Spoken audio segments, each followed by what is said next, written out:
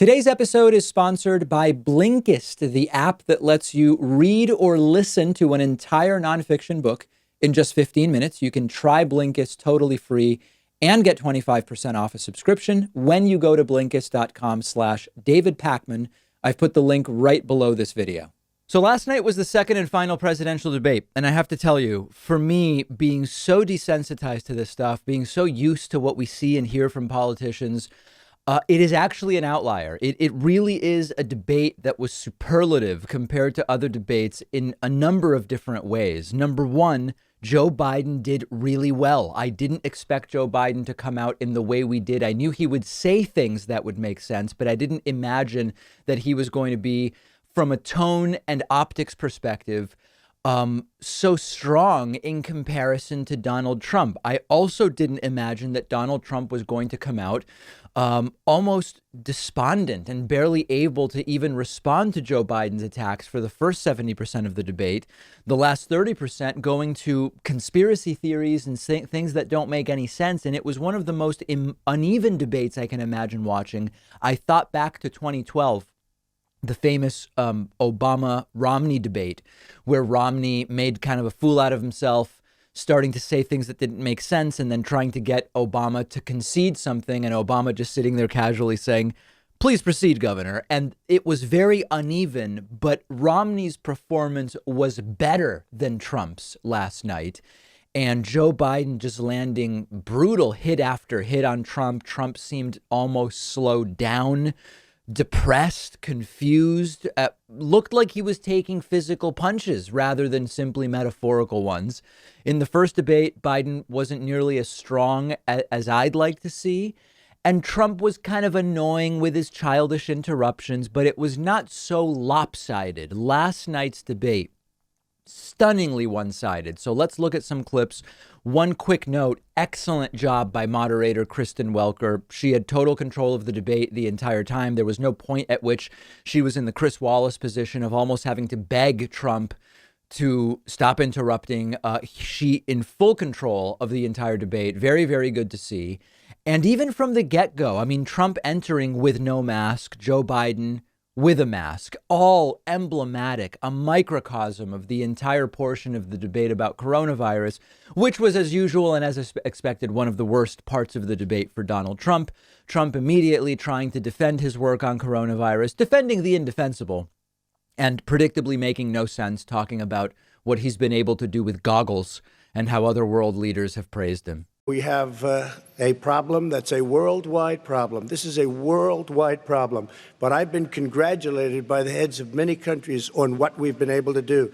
If you take a look at what we've done in terms of goggles and masks and gowns and everything else, and in particular ventilators, we're now making ventilators all over the world, thousands and thousands a month, distributing them all over the world. Joe Biden, shot out of a cannon, immediately says, listen, any president who oversees 220,000 deaths, they can't continue to be president. You don't reelect someone on the heels of such a failure. 220,000 Americans dead. If you hear nothing else I say tonight, hear this. Anyone who's responsible for not taking control, in fact, not saying I take no responsibility initially. Anyone who's responsible for that many deaths should not remain as president of the United States of America. We're in a situation where there are 1,000 deaths a day now, 1,000 deaths a day, and there are over 70,000 new cases per day. Compared to what's going on in Europe, as the New England Medical Journal said, they're starting from a very low rate. We're starting from a very high rate. The expectation is we'll have another 200,000 Americans dead between now and the end of the year. If we just wore these masks, the president's own advisors have told him, we could save 100,000 lives. And we're in a circumstance where the president thus far and still has no plan, no comprehensive plan. So really not a good start for Donald Trump. And it got even worse. Donald Trump tried pulling this thing about, I shut down travel from China, and Biden said I was xenophobic. And Biden this was when I thought Joe is really ready. Biden with a perfect line, which is, you are xenophobic, but not because you shut down travel from China. My response is he is xenophobic, but not because he shut down access from China. And he did it late after 40 countries had already done that.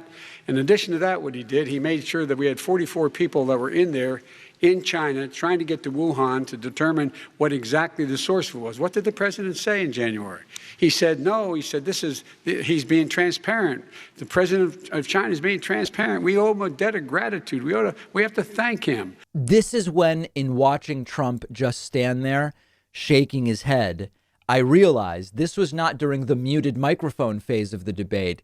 I realized Trump didn't have it. Trump was not up to the task last night. And indeed, this is where it really started going off the rails.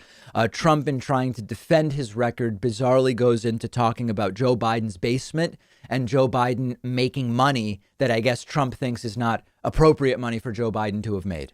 Your reaction? I say over soon. I say we're learning to live with it. We have no choice. We can't lock ourselves up in a basement like Joe does. He has the ability to lock himself up. I don't know. He's obviously made a lot of money someplace, but he has this thing about living in a basement. People can't do that. By the way, I, as the president, couldn't do that. I'd love to put myself in the basement. So that's an example of Trump throwing a punch that just missed everything. Like it just hit nothing.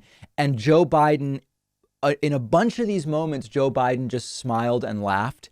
And I think that's the right way to brush off Trump's silly conspiratorial ad hominems, because if you try to deal with it directly, I don't know how you do it without sounding defensive.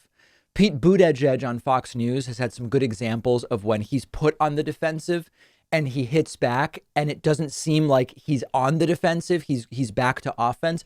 I just don't know that Biden would have been able to do it in this format without actually seeming defensive, which you don't necessarily want to do. So I think Biden just laughing this stuff off was perfect. It's the right way to do it. Joe Biden then going after Rudy Giuliani, not mentioning the Borat fiasco, but mentioning many other things that triggered Donald Trump. Well, his buddy, Rudy Giuliani, he's being used as a Russian pawn. He's being fed information that is Russian, that is not true.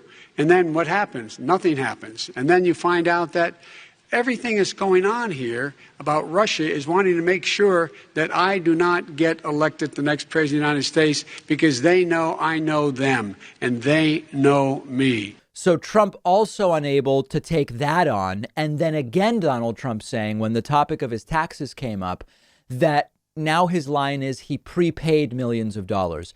At the town hall, when Trump asked about paying $750 in taxes, Trump said, well, that's a statutory amount. That's like a minimum fee almost like you pay when you file. And my accountant said I paid that. Didn't make any sense. Now we have a different story, which is he actually prepaid millions of dollars. And I guess that's why they're not on his return.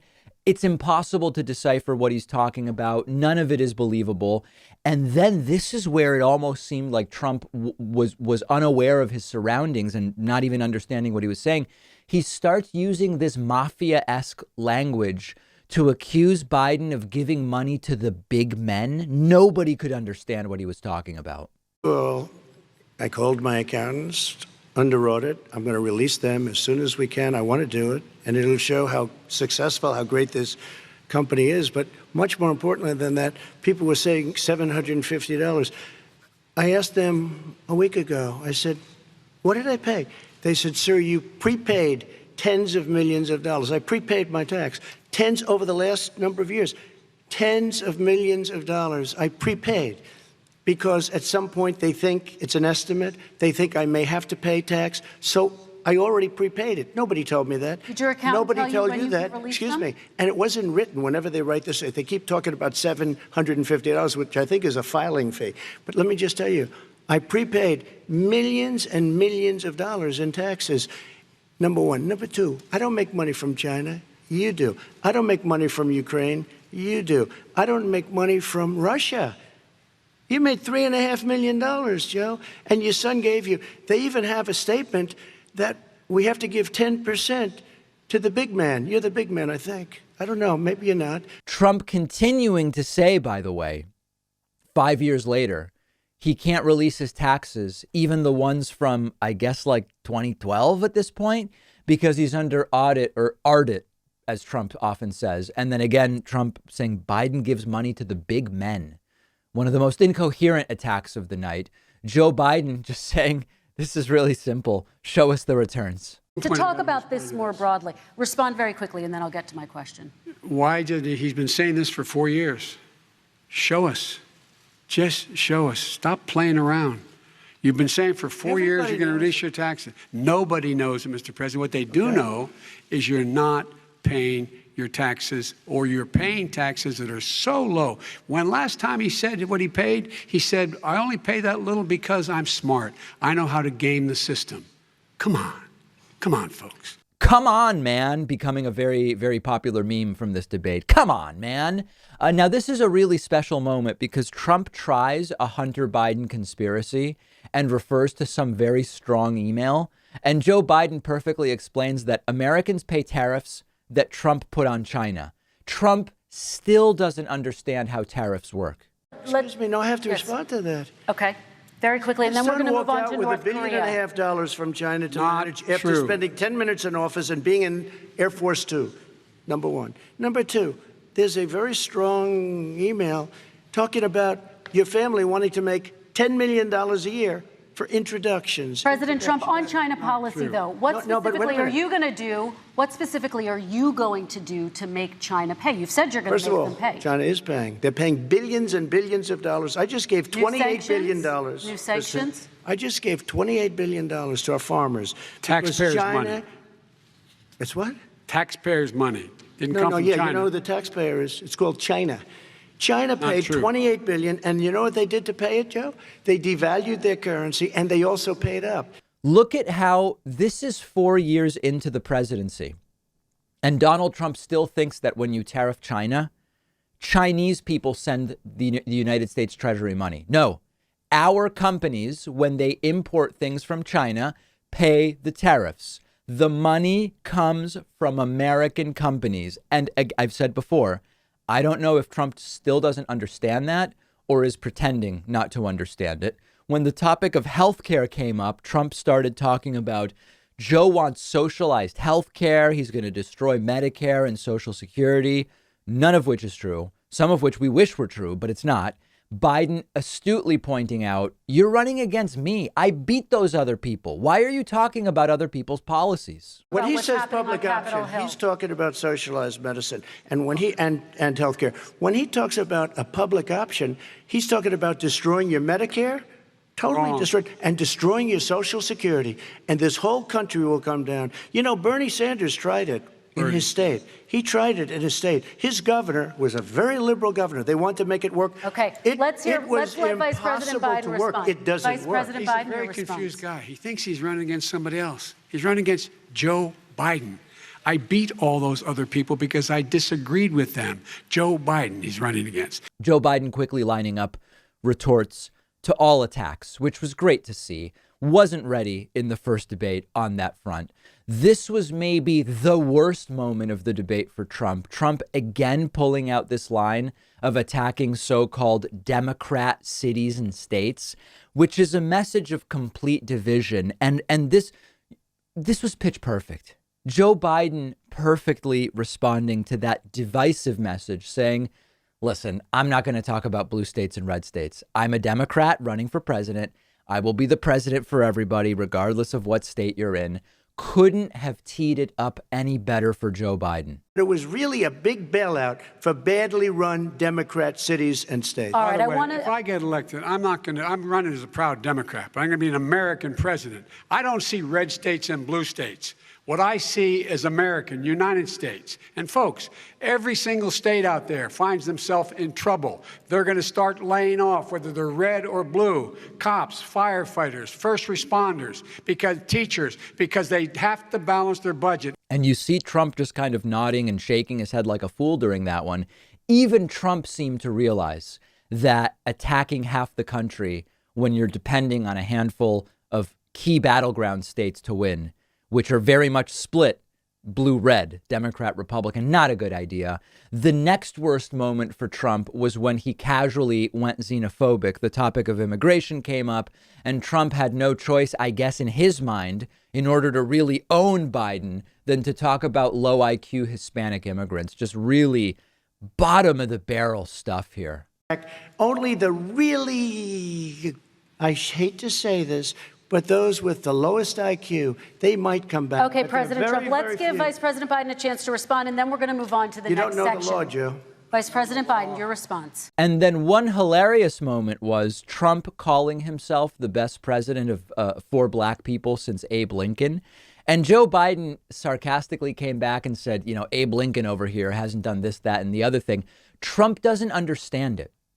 Trump doesn't understand humor. Trump doesn't understand satire. It's actually sociologically the most interesting moment. We talk about how Trump has no sense of humor. He doesn't seem to get jokes. Trump is actually visibly confused by this joke and asks what Joe Biden is talking about. President Biden, let me ask you very quickly, and then I have a follow-up question for you. Abraham Lincoln here is one of the most racist presidents we've had in modern history. He pours fuel on every single racist fire. Every single one. Started off his campaign coming down the escalator saying he's going to get rid of those Mexican rapists. He's banned Muslims because they're Muslims. He has moved around and made everything worse across the board. He says about the poor boys, last time we were on stage here, he said, I told them to stand down and stand ready. Come on. This guy has a dog whistle about as big as a foghorn. President Trump, I'm going to give you 10 seconds to respond, and then I have a follow-up. He made a reference to Abraham Lincoln. Where did that come in? I mean, you said you're Abraham Lincoln. No, where did that? No. You said, I said not since Abraham Lincoln has anybody done what I've done for the black community. And I'm saying, I didn't say I'm Abraham Lincoln. I said not since Abraham Lincoln has anybody done what I've done for the black. This is just so funny. And Biden can't help but laugh. Trump doesn't understand satire. It's lost on him. I don't know what Trump understands less, satire or how tariffs work. He seems to not understand either of them. And then final stunning moments after the end of the debate, we saw Melania Trump and Jill Biden walk onto the stage. Melania approaching Donald Trump. They seem to barely even say a word to each other. They look miserable. Trump not putting a mask on. Joe Biden immediately puts a mask on at the end of the debate, emblematic of their respective perspectives on coronavirus. Jill Biden embraces Joe Biden. They look like a normal couple. The Trumps look miserable. Biden, both Jill and Joe Biden, try to catch Trump and Melania's eye to say bye, to wave bye. Trump doesn't even acknowledge the Bidens' presence on stage. The Bidens wave. Trump start just walking off, and then you see it's either Melania ripping her hand from Trump's hand or vice versa, but just completely emblematic of everything that these people represent. So a terrible debate for Donald Trump. The way I would summarize it, if you said, how do you distill what happened? Trump spent 90 minutes talking about his problems, and his victimhood and his being a martyr, while Joe Biden talked about the problems affecting the American people rather than about Joe Biden himself. And if you have ever seen a more lopsided presidential debate, let me know, because I can't remember one. We've got just a little over a week left until this election. Trump is going to try funny business to win it. We are at the election. 45 million people have already voted. That's about a third of the expected electorate or more. Let's do it. This is it. There's nothing else to wait for. No more debates. You can vote now in a vast majority of states, either by mail or early. Let's just do it, and let me know your thoughts about the debate in these last 10 days on Twitter, where you can find me at @DPakman. The David Pakman Show at davidpakman.com.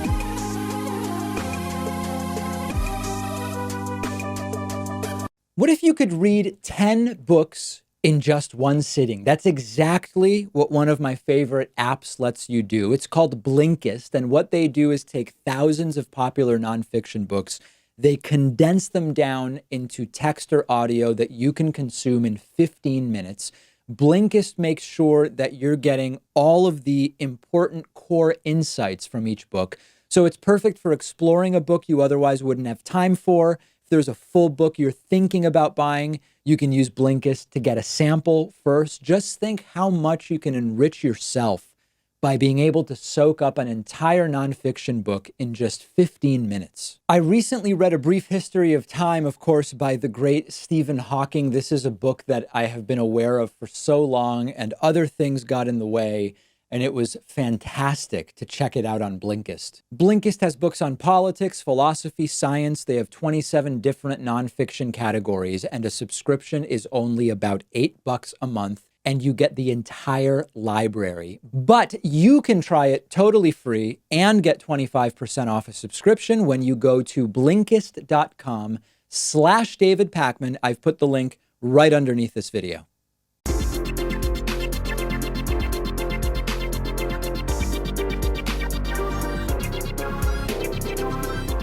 The David Pakman Show at davidpakman.com. Welcome back to the show. Remember, the number one way to support the work we do, grab a membership, join Pakman.com. Easy, quick, feels good. No reason not to do it. We are going to hear from some folks. There are people aching to get on the air with me today via the David Pakman Show official Discord, which you can find at davidpakman.com/Discord. That's DISCORD. Let's start today. There are just so many people. It's hard to know where to start. Let's start with Mel from Florida. Mel from Florida, you're on the air. Hey, Mel from Florida, we can hear you. Yeah. Awesome. Hi, David. Hi. So I was playing around with 538s, where you change the states around on the electoral map. Yeah. And it looks like even without knowing if he gets Pennsylvania, Wisconsin, or Michigan, Biden's chance of winning jumps to above 99% if he just picks up Florida. Yes. So we were going through some of these scenarios. So one of the big things that happened this week is the Supreme Court decided that Pennsylvania will continue counting ballots received all the way up until 3 days after Election Day. And if we imagine for a second, we won't know Pennsylvania on election night, there are a whole bunch of scenarios where if Biden is able to take Wisconsin and Michigan and nothing else, the election will be determined by Pennsylvania.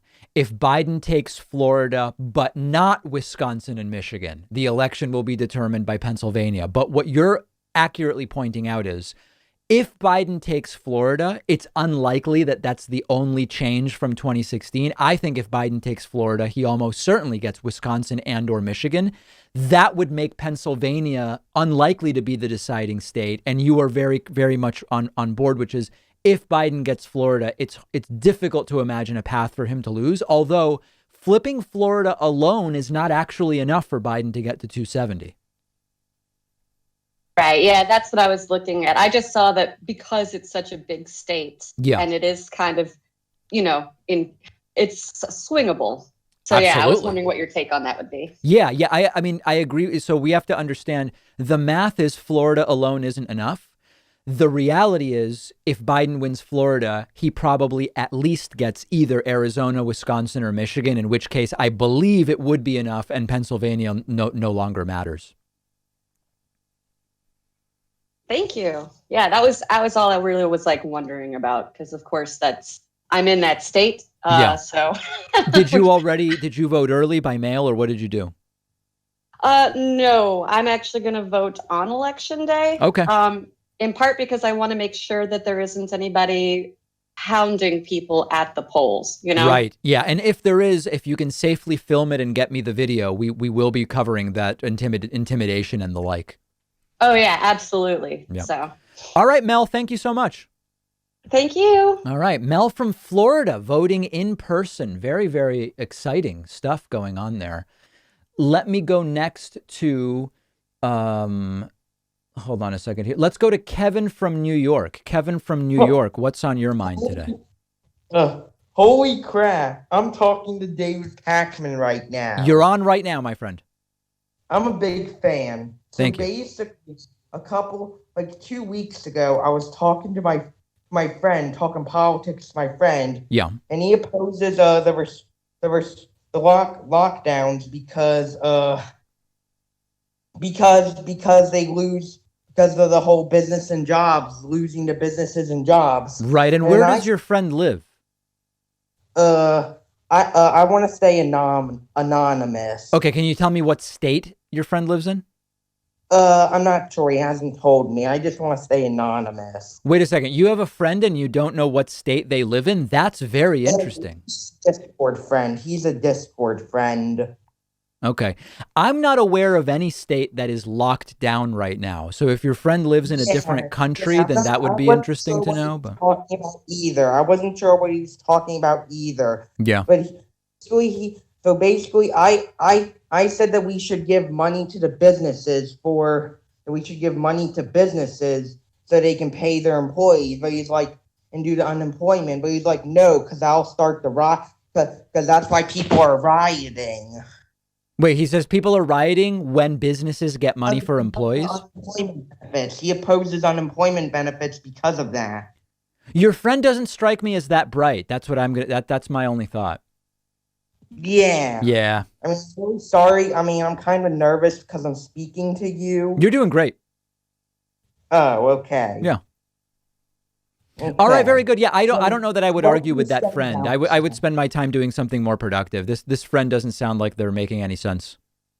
Yeah, but what do you think I should say? That's what I'm trying to say. I would say, listen, I don't even know you or know what state you live in. So I don't even know what you're talking about. And, I'm going to go talk to somebody else on Discord. That's my genuine advice. Oh, yeah. Okay. Thank you. No problem. All right. Thank you very much. We're hearing from people from not only all over the country, but from all over the world. But let's go locally first or next and go to Matt from Boston. Matt, what's going on with you? Hello? Yeah. Oh, awesome. Yeah, so I'm calling. I've been trying to call in for a while. So I've had several questions. I think I'm just going to go with one that I want an answer to since I originally started trying to call in, which was like back during the Roger Stone situation where Barr told him to, or kind of changed the prosecutorial, I don't remember the details because it was so long ago, about commuting his sentence. I don't know specifically what he did. But my question is, like, several of the lower level prosecutors resigned because of like Barr's decision, and I'm wondering like what good does that do? Because it seems to me that then he can just fill those positions with people that are more sycophants that will actually go along with those things. All it does is like do a headline grab for the day, but then in the end, there's now more sycophants in power that can actually get those things done. Does that make sense? I totally agree with you. This is the Trump phenomenon. And by the way, out of curiosity, are you vacuuming or something right now? Oh no, I'm in a research lab. So you're in a research lab. Wow. Sounds like very high level air filtration systems. Yeah, it's a funky negative 80 degree freezer that. Wait, you're calling from negative 80 degrees right now?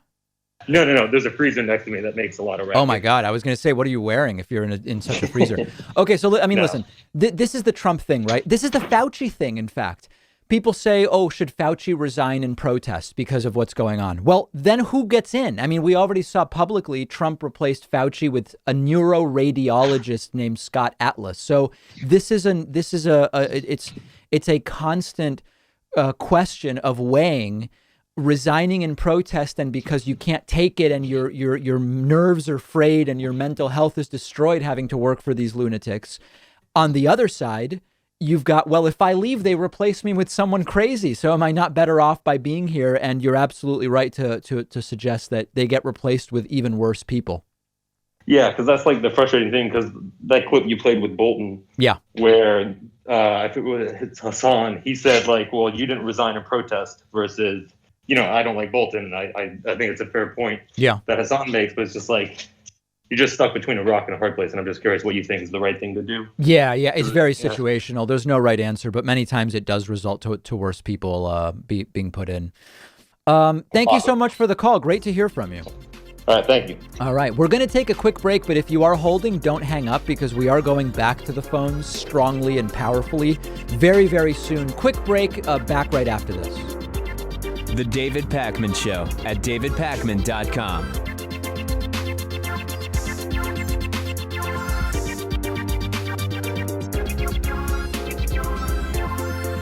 The David Pakman Show depends on your support, and the easiest way is through membership, which includes the world-famous bonus show, as well as commercial-free audio and video streams of the show just for members. Sign up today at joinpakman.com. Coupon code saves you 40%. Vote soon 18.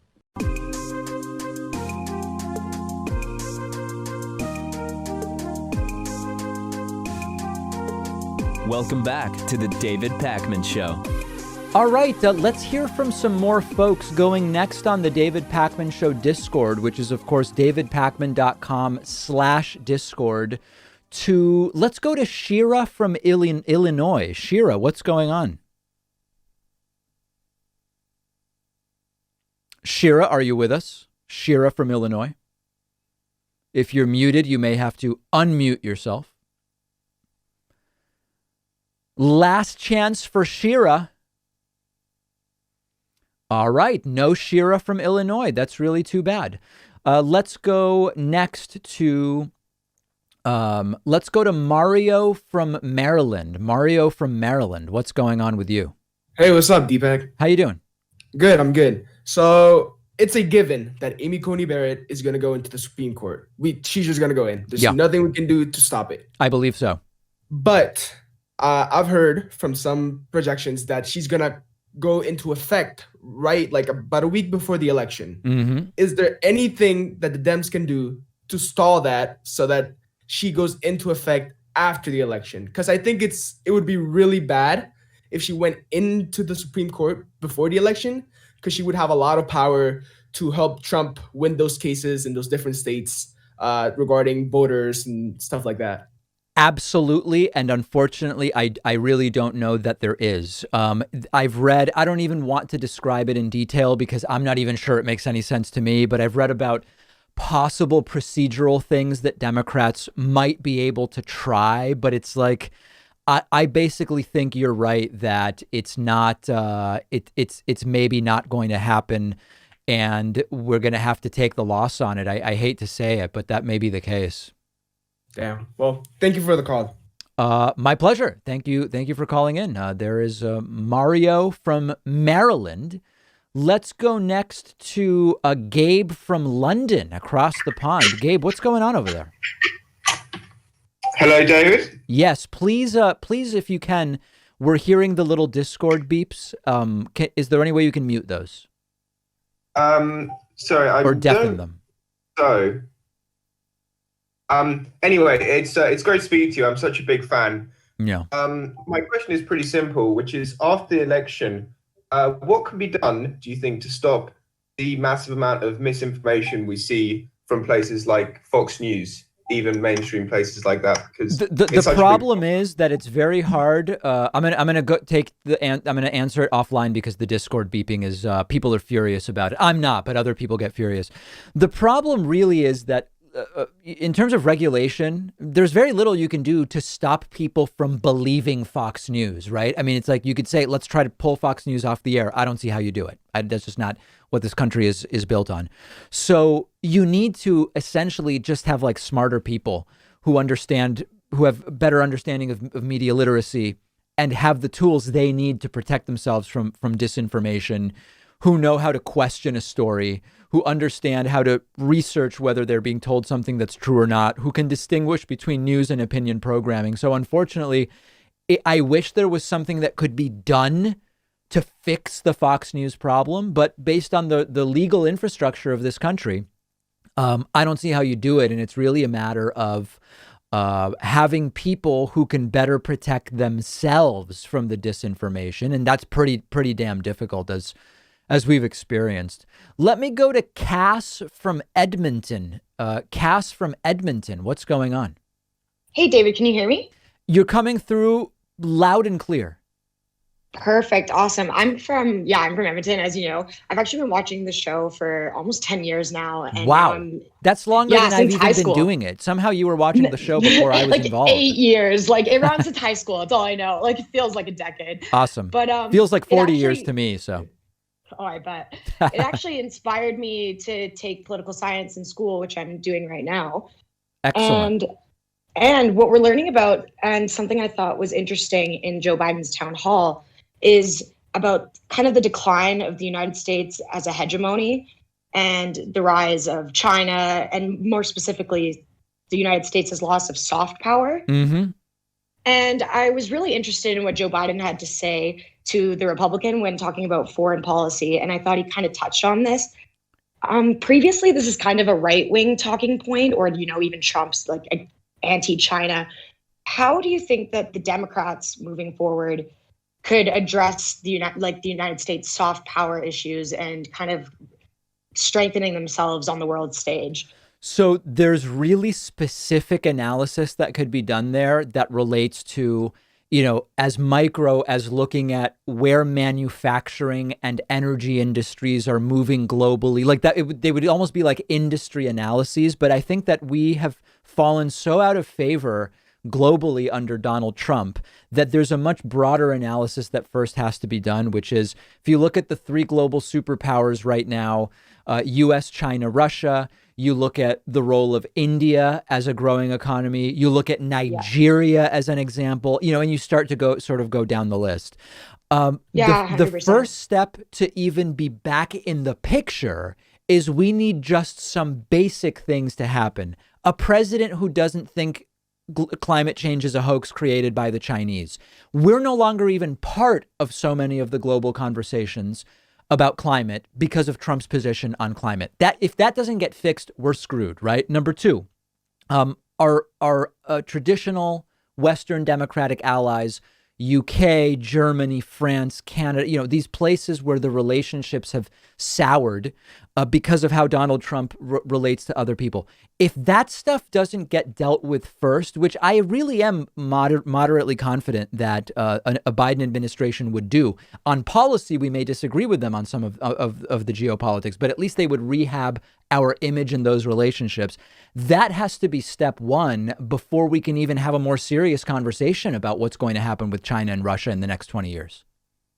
Yeah, 100%. I agree. I think it's interesting that Joe Biden mentioned it, and hopefully he can address it, because I think a lot of people on the left kind of shy away from it. I agree. Awesome. Thank you. Cass from Edmonton, thank you so much for the call. I hope to hear from you again in the future. Let's go next to Ryan from DC. Ryan from DC, what's going on? Hey, David. Thanks for taking my call. I've been a long-time listener. So my pleasure. Thanks for taking the time. My question is kind of more of a philosophical one around like some general political philosophy. With Texas kind of becoming more purple, potentially even being blue by, say, 2030-ish, and then the potential of DC and Puerto Rico gaining statehood, which would likely go, the Democratic route, I think, just by some of the general statistics that we have currently. I'm wondering, what would be great about those scenarios is that the right would have a very difficult time winning the presidency ever again. But I'm wondering, more from a philosophical standpoint, what you think it would look like if the Democrats were dominating election after election in some kind of a one-party system. Do you think that the moderates and the more progressive would kind of split within the Democratic Party and create new parties? What would that America look like in your That's eyes? Very hard to predict, and it's like I could make a prediction, but we know that it would essentially be worthless, because what do any of us really know? The one thing I think, though, is if indeed Texas's population moves left such that Democrats are really in contention nationally in Texas, or even win Texas, my guess is that Texas Republicans would move to the left and be back in contention. It's sort of like, why do Massachusetts voters who are quite left elect Republican governors so frequently? Well, they're not electing, Joni Ernst. They're electing people like William Weld, and Charlie Baker and others. Republicans in Massachusetts have moved left in order to remain viable. So my instinct is that what you would see in Texas, if it really starts to seem like a national Republican could win, is that the Texas Republican Party would start coming to the left and they would remain viable. And that would be good, because we're still moving to the left if that happens. Right. Yeah, I think the Overton window would kind of continue to shift left, and I think that would actually still be a net positive. And yes, they would have to move to the left just to survive. I completely agree. I think that's the most likely scenario. You know, people think, oh, just Democrats will win Texas from here until forever. Well, okay. I mean, at some point that could happen, but you could also see Republicans reinstate their sort of 55-45 majority by just moving a little bit to the left. Right. That's great. Yeah, I was just something I was kind of thinking about and wanted to kind of bounce it off you. So thanks for taking my call, David. My pleasure. All right. Thank you so much. Great to hear from you. Let's see who else we can go to here. Oh, you know what? Let's go to Ronald Raygun, who is going to chime in. Ronald, what's going on? Hey, David, can you hear me? I can. Hey, really good quality on these Discord calls. Pristine. Incredible. Pristine. You know, there's some other shows out there that haven't figured out the calling systems, but is that right? I've never heard of those. I've never seen those shows. We don't need to go into that, but right, I wanted to ask you about the limitations of the sort of Obama they go low, we go high philosophy, and, right. and how, you know, Obama came in and did the sort of Gerald Ford thing with, you know, looking forward, not looking back, and treating his predecessor as, you know, very hands-off, kid gloves. And then I'm wondering if all of this stuff about trying to, like, because I think if it were up to Trump, he would literally put Obama in jail. Yeah. And going after their kids, you know, trying to get their kids put in jail. And I don't see that, you know, sadly, from my perspective, lighting a fire under these people in terms of, like, you know, changing that sort of dynamic of looking forward and not looking back. I understand there's like some slippery slope arguments about what happens in, you know, sort of banana republics where you're just constantly throwing the last president in jail on right. trumped up charges. Like, I understand that fear, but I don't know. What do you think about the sort of limitations of this philosophy and whether or not you think that might change moving forward, given the, you know, what's happened over the last 4 years? It may change, but I really just don't see any way in which a Democratic president is going to, when we talk about when they go low, we go high, I think that you essentially need context. And so I'll give you examples where you have to just apply critical thinking. Trump says, let's jail Biden. The counter would be, if Biden wins, try to get Trump jailed. I think that is a losing strategy. I don't think is what we should do. But to give you a counterexample, I believe that the campaign finance system we have should be changed. As long as it's the system we have, do I think Democrats should raise as much money as they can and spend it on campaign ads, which we know work, and do everything they can to use that system to get into power? Of course. At a certain point, you're talking about, you know, unilateral disarmament. Should negative ads work? Do I think on principle Biden shouldn't do negative ads about Trump because I don't really think that type of campaigning should be part of our system? No. Biden's got to use negative ads, and I'm perfectly fine with him doing it for as long as it's the system we have. What you're talking about, you know, starting to say, oh, now that I'm president, I'm going to direct Attorney General, whoever works for Biden, to try to look at jailing Trump. I just don't see even what the political benefit is to doing that. Raygun? Yeah, sorry, you cut out there for a second. Oh. Yeah, no, but I guess maybe more specifically, like, do you think they continue? Like, I'm just thinking about, like, Michelle Obama, like, holding hands with George W. Bush at I don't remember even whose funeral that was, maybe Bush Sr. But do you think that there's even like an attitude shift in treating, you know, Trump as a legitimate president, or do you think they're going to just continue with that I really hope that we don't see. And there's a lot of people who understandably see Michelle Obama talking about how she's great friends with George W. Bush, and then they say, guy's a war criminal who made foreign policy decisions that led to the deaths of hundreds of thousands or even more in Iraq. She's rehabilitating the image of a war criminal. And I think that is legitimate. And at the same time, this is a very small group of former presidents. And what do you expect to happen for such a small club? I hope that does not happen with Donald Trump, because I see Donald Trump as such a different animal in many ways than the others. I don't want Democrats to do that, and I hope that they don't. Right. Thanks, David. All right. By the way, Raygun, you still there? Yeah. Quick question. Do you know, you're a lawyer, do you know what this greatest political crime in history that Trump is talking about that was committed by Obama and Biden is? Do you know what law might have been broken? They spied on his campaign, David. I mean, you should know that. You report the news, and they spied on his campaign, and they abused FISA, which is a thing Right. I've heard. Yeah. And it's just it's like Watergate, but worse. It's worse than Watergate, yeah. All right, Raygun, thank you very much. Great to hear from you. I'm sorry I can't take any more calls today, but I did what I could. We will take a quick break and take calls again very, very soon. The David Pakman Show at davidpakman.com.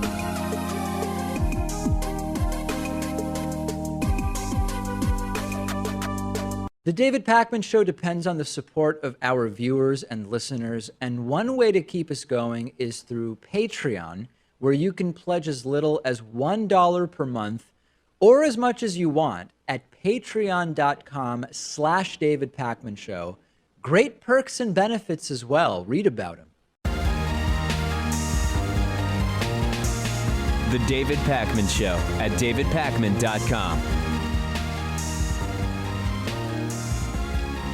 Let's get right into audience questions for this week. First one's interesting, relates to a few different things we've talked about over the last few years. And the question is, what is the most likely future of socialism in the United States? If you watched the recent State of the Union addresses from Donald Trump, you would know that this powerful, defiant declaration that the U.S. will never be a socialist country is both an impossible prediction to make, because the truth is we're terrible at predicting things even 5 years out. Who knows what the U.S. could look like 20, 30, 50, 100 years out. But it's also it's meaninglessly propagandistic in the sense that there's no threat that the U.S. is about to become socialist, despite Donald Trump continuing to campaign on Biden's been taken over by the socialists.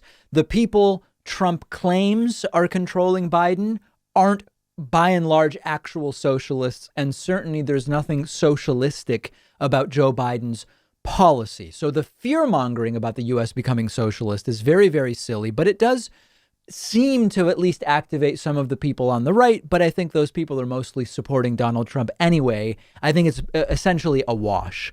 So then we get to a Trump-free discussion of the possible future of socialism in the United States. As I have said before, I have seen no evidence that if the U.S. is to become a socialist country, and again, this is not about my views. I'm not a socialist. I'm a social democrat, which is a form of highly regulated capitalism.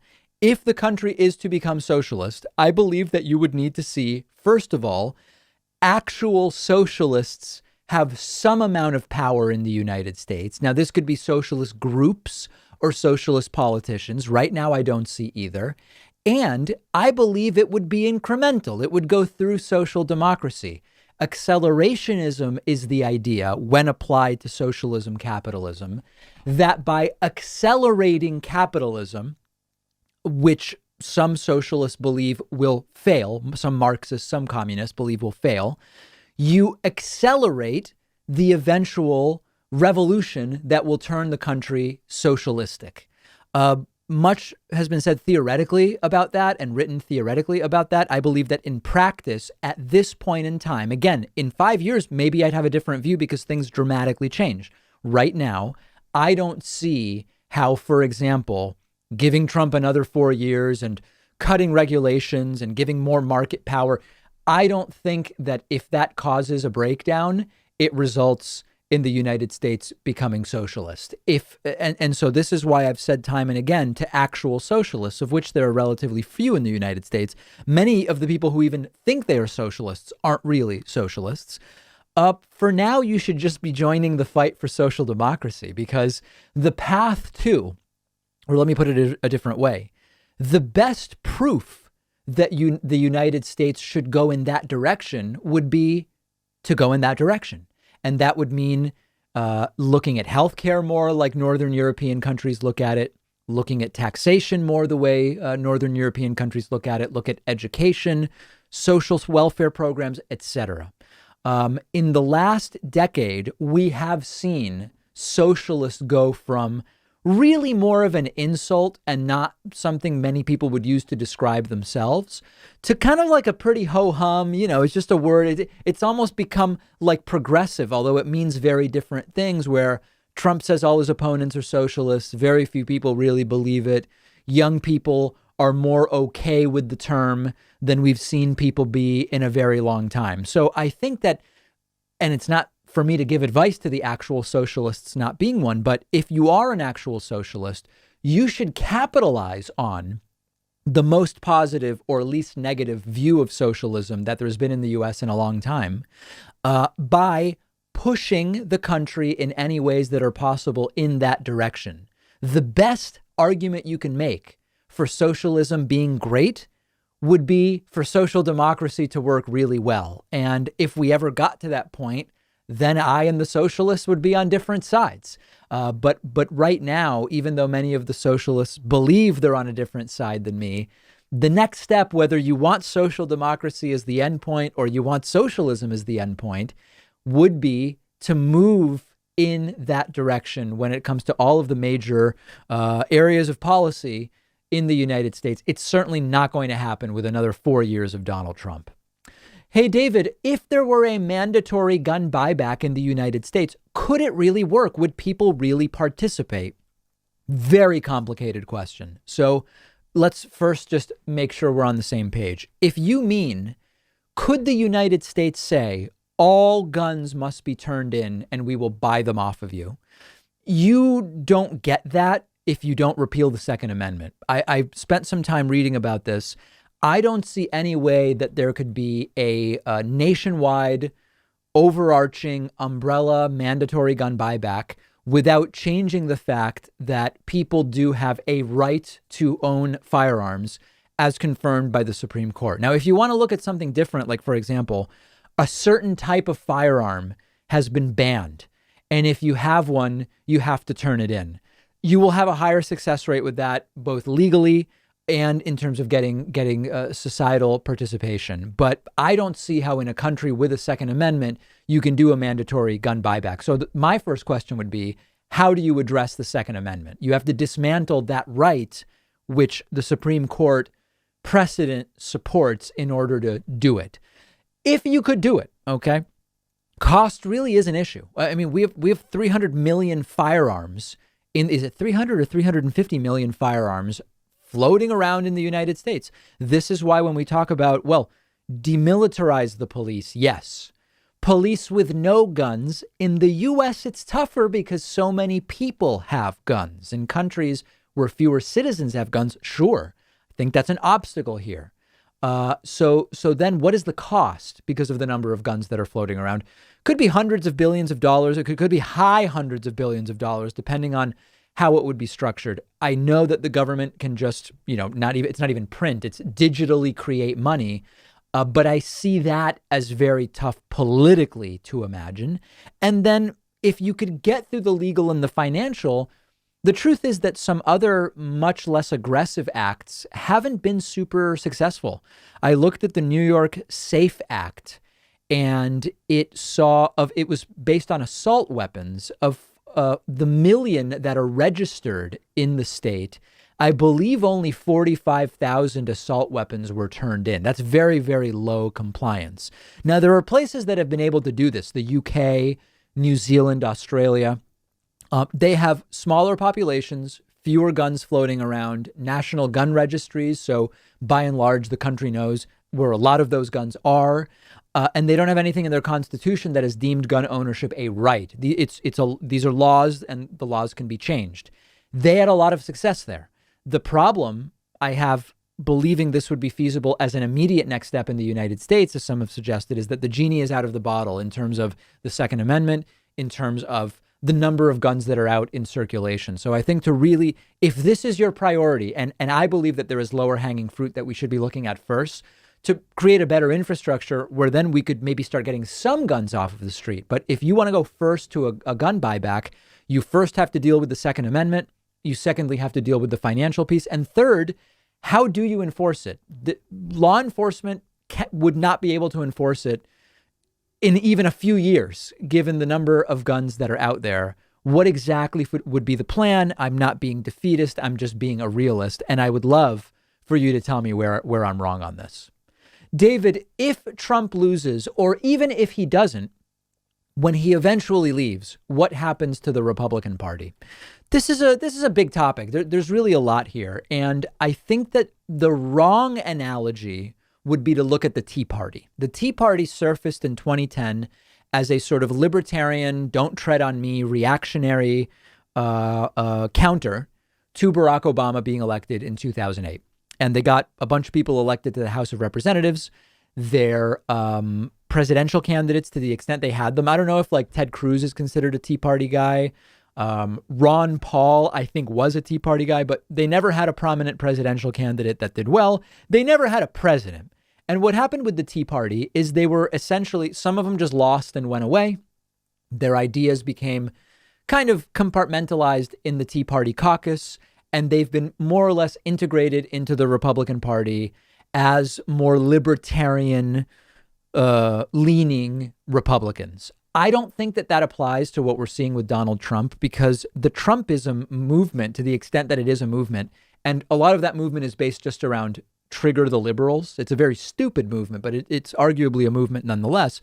They got a president who got at least 4 years, and maybe he'll get 4 more, and 60 million votes, right? That's a lot, and maybe more than that in the upcoming election. So I don't think that in practice, things are going to sort of go back to normal. I do believe that the more traditional Republicans will pretend that Trump never existed to some degree. They'll start again talking about, the deficit, and all the BS that they don't really care about.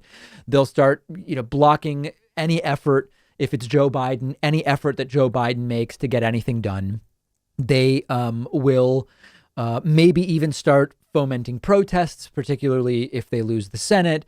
They'll again kick up the pandering to the religious right, pandering to the gun rights people. They're going to do all of those normal things. But it's going to be tougher to really pretend Trump never existed, because Trump got a presidency. And again, the Tea Party never did that. And I think what will be trouble is that Trump is not going to fade into the twilight the way George W. Bush did. We covered earlier this week, Trump says he might leave the country if he loses. He's been telling all these states, North Carolina, if you don't vote for me, I'll never come back. Iowa, if you don't vote for me, I'll never come back. I do think that we may see a quieter Trump if he loses. And certainly if he gets 4 years and then loses, I think that will sort of be the end of Trump. And he'll be, quite an older guy at that point. But Trumpism and the fact that Trump has at least 3 children who seem to have an interest in remaining in politics, plus a son-in-law, plus, all of these other kind of hangers on. If Trump keeps tweeting to some degree, if in the media you continue to see Don Jr. and Eric and Ivanka at minimum, then I think the offspring of this movement will remain for some time. So I think in practice, a lot of the future of Trumpism within the Republican Party is going to be affected by things we haven't seen yet. One real question the Republican Party is going to have to figure out, if Trump loses right now, will be, how do we get a handle of the white nationalists, the people whose ideology is just to anger liberals, the so-called culture warriors focused on SJWs and cancel culture and that type of thing?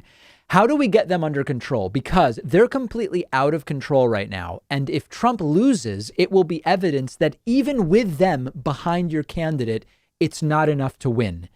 If Trump loses in a moderately large race or in a landslide in a couple of weeks, the Republican Party is going to have to realize these groups aren't even helping us win, and they're really bad for us. We've lost traditional Republicans because of these groups. Does the Republican Party abandon those groups? Do they call them out? Do they just push them back into obscurity, still voting Republican, but not as comfortable with their ideas in public as they've been under Donald Trump? I don't know. But all of this put together suggests to me that whenever Trump leaves, you're going to see the Republican Party sort of flail about in a confusion for some period of time after Trump loses. It may even extend, if Trump loses in 2 weeks, into and beyond the 2022 election, where you would expect, if you have Democrats take the White House in this November, inaugurated in January, history suggests Republicans would do well in the 2022 midterms, especially if that didn't happen. There's going to have to be a real accounting of what happens. You know, what happens to the Never Trump Republicans, the Lincoln Project conservatives, many of whom are supporting Joe Biden? Do any of them remain Democrats? Or do they all go back? All important questions, but I think it's going to take more than 3 months to figure out, even if Donald Trump loses in 2 weeks, which we hope he does. We've got a great bonus show for you today. Sign up, get instant access at joinpakman.com.